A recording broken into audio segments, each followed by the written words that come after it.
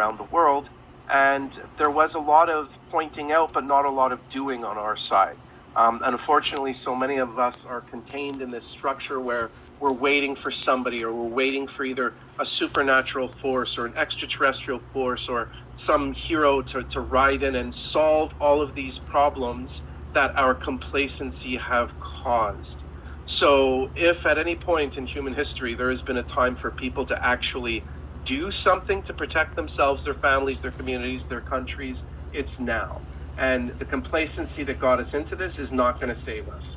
And waiting for, raptors or white hats or Santa Claus or whomever it is that we're convinced to wait for and do nothing, I don't think is a valid strategic solution for a surviving humanity. So this is why I specifically agreed and said, great, David, you know what? You started the ball rolling. Let's see if we can get some people who all see what's going on in the world in real time and are willing to take actions to protect themselves, their families, and their communities from this nightmare that's going on all around us.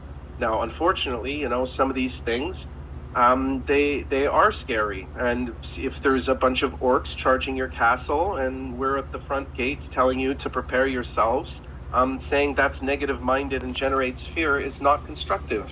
Actually waking up and acknowledging the threat and doing something about it is a more mature way to deal with threats, not just saying, oh, this is negative or this is positive or I'm just going to think positive and everything. So Ryan, what is the threat? What is the threat? Well, we see that it seems all governments in the early 90s have signed on a convention to reduce world's populations, and they're allowing themselves to do it and justifying different actions and wars and viruses or whatever to facilitate that treaty. That's why they're all allowing themselves to do it, each other to do it. They're not calling out human rights violations. Nobody is basically representing justice in our system these days.